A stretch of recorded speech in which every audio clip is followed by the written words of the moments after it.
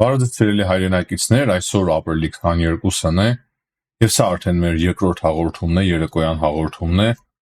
եւ այս հաղորդման ընթացքում հիմնականում խոսելու ենք Հայաստանին վերաբերող հարցերից, միջազգային հարցեր չենք քննարկելու, քանի որ միջազգային հարցեր մեծ հաշվով չկա այս պահի դրությամբ քննարկելու, սակայն Հայաստանի շուրջ կարևոր հարցեր կան քննարկելու եւ այդ հարցերն ենք մենք քննարկելու։ Եվ սկսենք նրանից, որ Եվրամիության դիտորդական առաքելությունը հաղորդագրություն է տարածել, բավականին կարևոր հաղորդագրություն, Զատիկի օրը ամսի 20-ին տեղի ունեցածի կապակցությամբ Սյունիքի շրջանի Խոզնավար գյուղի հատվածում, որտեղ որ ադրբեջանցիները կրակել էին հայկական բնակելի շենքի ուղղությամբ, տանիքի վրա ջեռուցման համակարգներ վնասվել, գիտեք այդ մասին, Եվրամիության հաղորդագրության համաձայն այդ օրը նրանք 27-ը դիտարկում են անցկացրել ինչպես գիշերային, այնպես էլ ցերեկային, Խոզնավար, Խնածախ եւ Արավուս գյուղերում եւ Խոզնավարի հատվածում նրանք ֆիքսել են կրակոցներ, տեսել են, որ վնասված են քաղաքացիական ենթակառուցվածքներ եւ նշում են, որ հնարավոր է այդ կրակոցները եղել են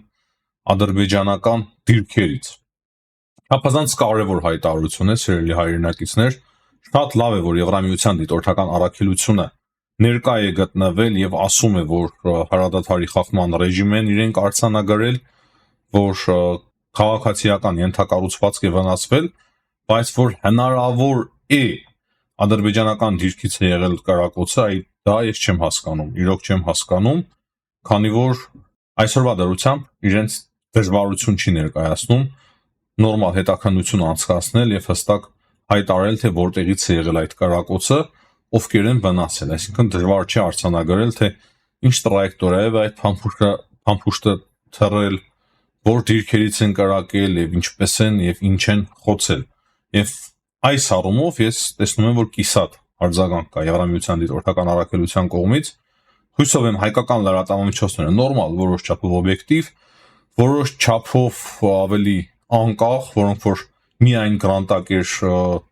լրատվամիջոցներ չեն, ոչ էլ ռուսական ֆինանսավորմամբ ցնցող լրատվամիջոցներ, այսինքն նորմալ հայամետ լրատվամիջոցները պետք է արձագանքեն, որպեսզի Եվրամիության դիտորդական առաքելությունները ավելի օբյեկտիվ եւ հստակ գնահատականներ տան։ Դուք գիտեք, իմ դրական վերաբերմունքը Եվրամիության դիտորդական առաքելության նկատմամբ չափազանց կարևոր է նրանց գործունեությունը, բայց չափազանց կարևոր է, որ իրենց գնահատականները լինեն շատ ավելի օբյեկտիվ եւ թիրախային։ Մենք բոլորս էլ հասկանում ենք, որ Ադրբեջանը հստակ խախտել է հրադադարի ռեժիմը եւ սխալ է ասել, որ հնարավոր է ադրբեջանական դիրքերից եղել այդ կրակոցը։ Դա շատ հեշտ է ապացուցել եւ ես կարծում եմ, որ Եվրամիության դիտորդական առաքելությունը պետք է ճիշտ եւ թիրախային հստակ հասցեագրի, թե որտեղից են եղել այդ կրակոցները։ Ադրբեջանի հետ պետք չէ քաղաքականություն խաղալ, իրենք առանց այն էլ ուզում են, որ Եվրամիության դիտորդական առաքելությունը հեռանա, նրանք չեն վստահում դիտորդական առաքելությանը, դրա համար պետք է որ իրենք իրերը կոչեն իրենց անունով եւ այդ գործում պետք է օգնեն հայկական լրատվամիջոցները, հայ հասարակությունը։ Մենք պետք է բոլորս պահանջենք ավելի ճիշտ դիրքորոշում այս մասով։ Բայց կրկնեմ միտքը, չափազանց կարևոր է, որ այդ գնահատականը եղել է, ուղղակի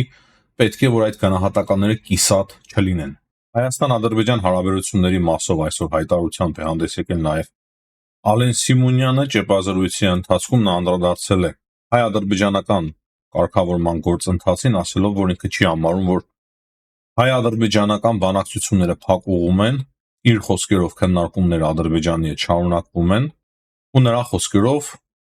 հիմա մենք ունենք իրավիճակ, երբ կա համաձայնեցված փաստաթուղթ։ Ալեն Սիմոնյանի խոսքերով ինքը նաեւ միջխորհրդարանական վեհաժողովում Սանկտ Պետերբուրգում ԱՊՀ միջխորհրդարանական վեհաժողովի մասին է խոսքը, կարճ առանձնազրույց է ունեցել Ադրբեջանի խորհրդարանի նախագահի հետ։ Նրա խոսքերով նաև ադրբեջանական կողմի համար է ձեռնտու, որպեսզի որքան հնարավոր է շուտ ավարտվի այս գործընթացը, խաղաղության գործընթացը։ Նա նաև անդրադարձել է Ադրբեջանի կողմից հրադադարի խախտման ռեժիմին եւ ասել է, որ նրանք այդ ամենին ուշադրություն են դարձնում եւ հետեւություններ են անում։ Սակայն նույն ժամանակ իրենց նպատակը խաղաղության օրակարգը իրականություն դարձնելն է։ Հասկանում եմ, ինչ ասում Ալեն Սիմոնյանը իրականում, բայց չեմ կիսում իր կարծիքը, որ Ադրբեջանը ուզում է շատ շտապ հասնել խաղաղության եւ որ դա իրենց ձեռնտու է։ Այսինքն այդ մասով բնականաբար ես համաձայն չեմ իր հետ, ես կարծում եմ, որ նրանք չեն ցանկանում խաղաղության հասնել եւ դա է պատճառը, որ հրադադարի ռեժիմի խախտում է տեղի ունենում, ապա տեղեկատվության տարածում եւ այլն եւ այդպես շարունակ։ Նաեւ կարևոր եմ համարում մասամբ անդրադառնալ Հայաստանի խորհրդարանում տեղի ունեցած այդ քաշքշուկը, այդ խայտարակությանը, բայց հետաքրքիրը այն է, որ ընդդիմադիր կոչենք, հա, լավ։ Ընդդիմադիր կոչեցյալ լրատվամիջոցները փորձում էին դա ներկայացնել որպես թե իբր Հայաստանի խորհրդարանում ընդդիմությունը առաջարկել է ցեղասպանության հերքումը քրեականացնելու նախագիծ, օրենքի նախագիծ եւ դրա պատճառով է առաջացել բախումը, այնինչ իշխանությունները, իշխանական падգամավորները դա հերքում են եւ հիմա արդեն տելեգրամյան ալիքներով Հայաստանի վարչապետի աշխատակազմով տարածում են տեղեկություններ, թե Հայաստանի դեմ տեղեկատվական տերոր է սկսվելու, ռուսական լրատվամիջոցներն էլ շատ ակտիվ եմ չայլոց տարածել են այդ լուրը, որ իբր այդ պատճառով է այդ քաշքշուկը ցիսկատուկա տեղի ունեցել, որ իբր Երևանում բողոքի ցույցեր կան, տրանսպորտի թանկացման հետ կապված թե ինչ-որ նման մի բաներ։ Այսինքն Հայաստանի Հանրապետության վարչապետի աշխատակազմը զգուշացնում է, որ տարբեր ապատեղեկատվություններ պետք է լինեն այսօրին, հա կլինեն, parz է որ կլինեն։ Թուլություն են տեսել, բնական է, կլինեն, ով էլ լինի, ով էլ թուլություն տեսնի, բնականաբար հարձակվելու է եւ դա տեղի ունեցավ։ Եվ քանի որ նման բան տեղի ունեցավ Գյումրիում, իրանք տեսնում են, որ կարելի է, ինչու՞ չէ, կարող է եւ ստացվի Ռուսաստանը լրատվական իրենց հնարավորություններով, իրենց միջոցներով լրատվական աջակցություն է ցուցաբերելու, բացարձակ որևիցե խնդիր չունեն ներքին լրատվամիջոցները եւս, որոնք որ ֆինանսավորվում են Ռուսաստանից եւ տարբեր օլիգարխներից, որոնք որ կապված են Ռուսաստանի հետ եւ շատ էֆեկտիվ թալանել են երկիրը 30 տարիների ընթացքում, շատ հեշտ այդ ամենը իրականացնեն, ապա տեղեկատվություն կտարածեն, ելի կխոսեն ազգային լոզունգներից եւ այլն եւ այդպես շարունակ ու parz է եւ դա շատ բնական է եւ շատ տեղին է ասեմ։ Եթե այս իրավիճակը շարունակվի, ես կարծում եմ, որ նրանք շատ ավելին են անելու։ Եվ դա է պատճառը, որ մի քանի եթերը մենք խոսում ենք կոնկրետ այդ մասին, որ պետք է կոնկրետ պատժի ենթարկվեն բոլոր նախկին իշխանության հանցագործները, հակառակ պարագայում ձեր եւ ընդհանրապես Հայաստանի ապագան շատ վատ է լինելու։ Եվ դրանից բացի Ռուսաստանի Դաշնությունը մտահոգություն է կրկին հայտնում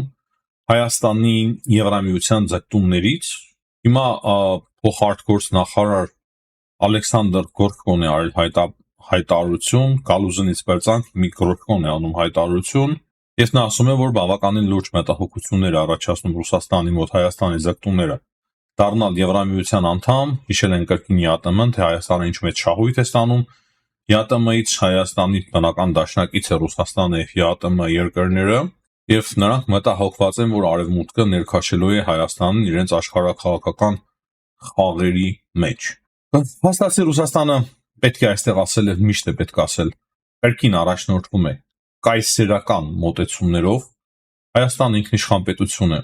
ում եւ ինչպես հետ ինչ հարաբերություններ մենք ձևավորենք, դա մեր որոշելիքն է, դա միշտ պետք է ասել Ռուսաստանին, որոշում ենք 5000 տարի առաջ, որոշելու ենք հիմա եւ որոշելու ենք էլի շատ երկար, դա պետք է հստակ բացատրել միշտ Ռուսաստանի Դաշնությանը, այդպես կայսրություններ շատ են ճանապարհ դրել եկել եւ գնացել են այդ բոլոր կայսրությունները եւ մենք մեր ուղիով, մեր պետական շահերով ենք առաջնորդվել եւ պետք է առաջնորդվենք, ճիշտ է կան մեր մեջ բազմաթիվ մոլախոտեր, որոնք որ պետք է մաքրել, որոնց որ միշտ օգտագործում են ընդդեմ Հայաստանի պետականության եւ ապատեղեկատվության շնորհիվ փորձում են իրենց դավաճանական ցանցերի մեջ գցել մեր ժողովրդի մի մասին, բայց մենք պետք է այդ ամենի դեմ պայքարենք եւ հստակ բացատրենք Ռուսաստանի Դաշնությանը, որ մենք ինքներս ենք որոշելու, թե որ ինտեգրացիոն կազմակերպության մաս ենք կազմելու, դա իրոք մեր որոշումն է։ Ռուսաստանի մասով ես միշտ էլ ասել եմ, լավ հարաբերություններ է պետք ունենալ, ես կողմ եմ լավ հարաբերությունների, բայց բայցերը շատ են մեր ազգային եւ պետական շահերի վրա հիմնված հարաբերություններ եւ Եվրամիության մասով էլ բնականաբար կրկին պնդումը մնում է նույնը, Եվրամիությունը մեզ մոտ է ավելի շատ թե մշակութային իմաստով, թե աշխարհայացքի իմաստով ամեն առումներով մեր մոտեցումները մոտ են Եվրամիության մոտեցումների հետ։ Մենք արփում ենք ժողովրդավարությունը, մեզ համար շատ թանկ է ժողովրդավարությունը, մենք ժողովրդավարական եւ եվրոպական մշակույթի կարողներ ենք, ինչ վերաբերվում է Ռուսաստանին, կրկնեմ Ռուսաստանի հետ ես չեմ պատկերացնում, որ Հայաստանը պետք է վատ հարաբերություններ ունենա, այնքան թշնամի ունենք, որ կարծում եմ բավարար է, բայց այնտեղ որտեղ որ Ռուսաստանը հայտարարություններ է անում ընդդեմ մեր ազգային շահերի եւ գործողություններ է անում, օգնում է մեր հակառակորդներին, բնականաբար մենք չենք կարող չընդդիմանալ ահա այդ հատվածներում Ռուսաստանի Դաշնության քաղաքականությանը։ Դա է պետք բացատրել Գրոշկոյին եւ մնացած բոլոր այդ փոխարտգործ նախարարներին կամ արտգործ նախարարության մամլոխոսնակներին, որոնք որ գիշեր-զօր փորձում են թելադրել, թե ինչպես է լավ Հայաստանի եւ թե ինչն է լավ Հայաստանի եւ հայ ժողովրդի համար։ Եվ դրանից բացի մեկ-մեկ էլ պետք է բացատրել, որ մենք էլ հիացած չենք, որ Ռուսաստանի Դաշնությունը ռազմավարական գործընկերային խորը հարաբերություններ է ձևավորել Ադրբեջանի հետ, այդ կան միլիարդավոր դոլարների զենք է մատակարարել Արցախի պատերազմից առաջ, հետո միշտ եւ այդ կան սերտ եւ խորը հարաբերություններ ունեն եւ իրենց քաղաքականությունները, արտաքին քաղաքականությունները,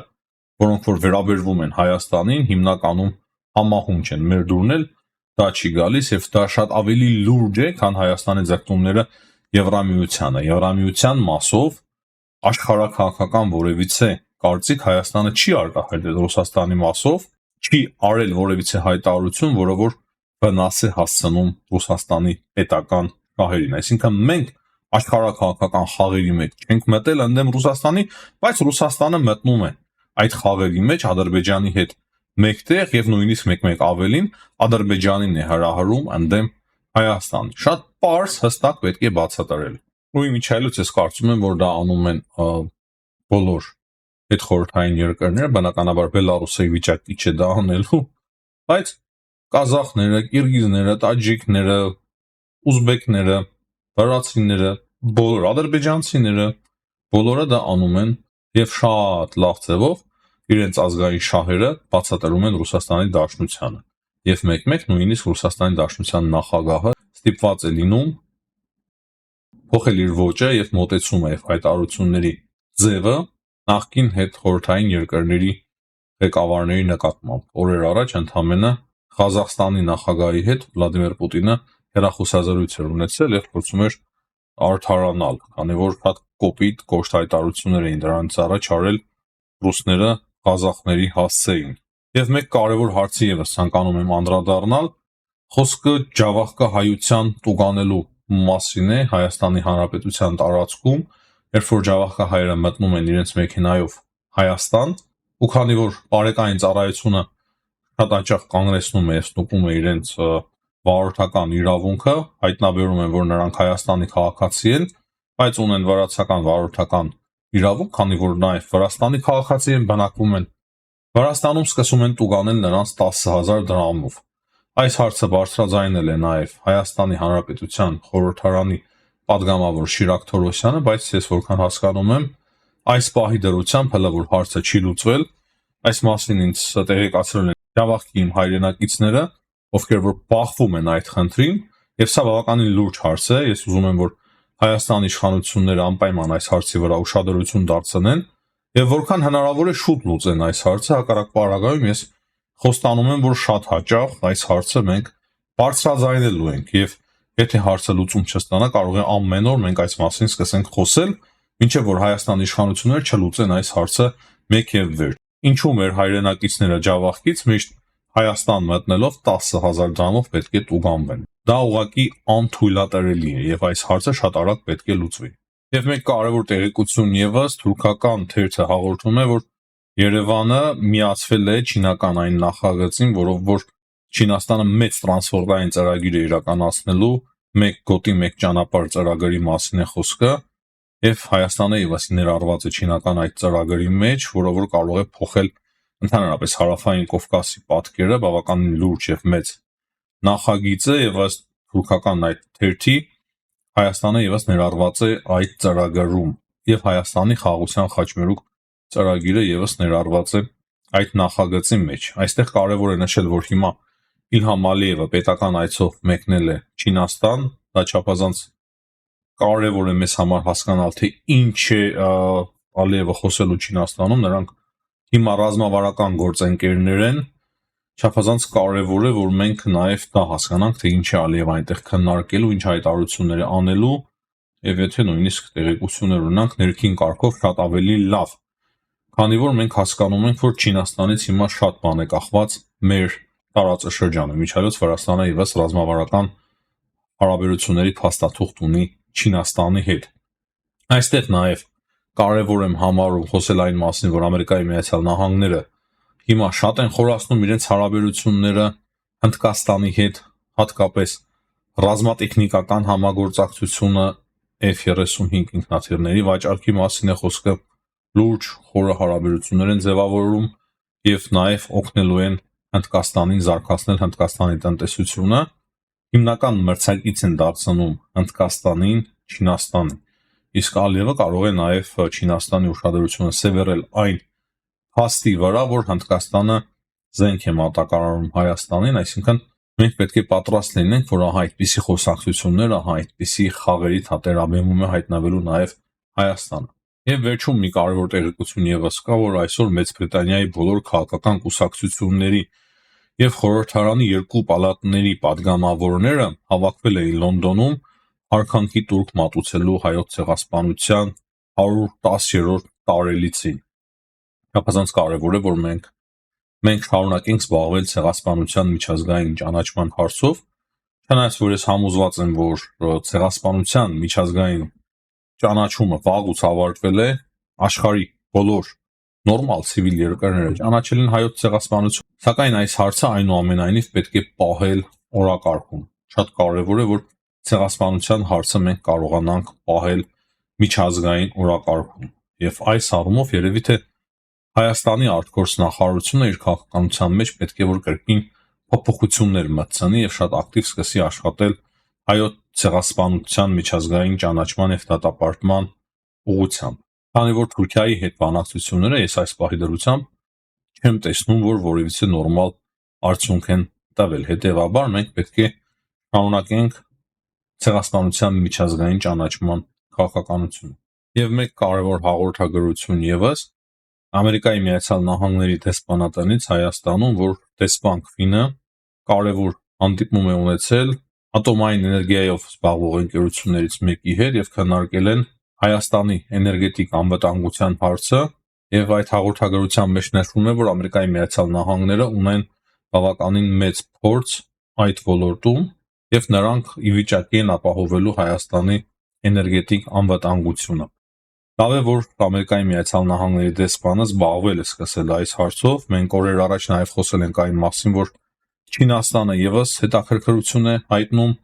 այդ հարցի շուրջ եւ ուզում է Չինաստանը ինքը ներգրավել ատոմային այդ ռեակտորների կառուցման, թեկուզ եւ մոդուլային ատոմային ռեակտորներ կառուցելու գործում Հայաստանում, այսինքն դեսպանության առաքելությունը իրականացնող անձի հայտարարությունից հետո, ես որքան հիշում եմ, դեսպանի պարտականությունները կատարող անձը ներնման հայտարարություն արել, այդ հայտարարությունից հետո շատ լավ է, որ Ամերիկայի Միացյալ Նահանգների դեսպանը սկսել է հետաքրքրվել այդ հարցով։ Այս պայդորությամբ այսքանը սիրելի հայրենակիցներ, կրկին հիշեցնեմ լայքերի համար, բաժանորդագրվեք, եթե չեք մինչև հիմա բաժանորդագրվել մեր ալիքին,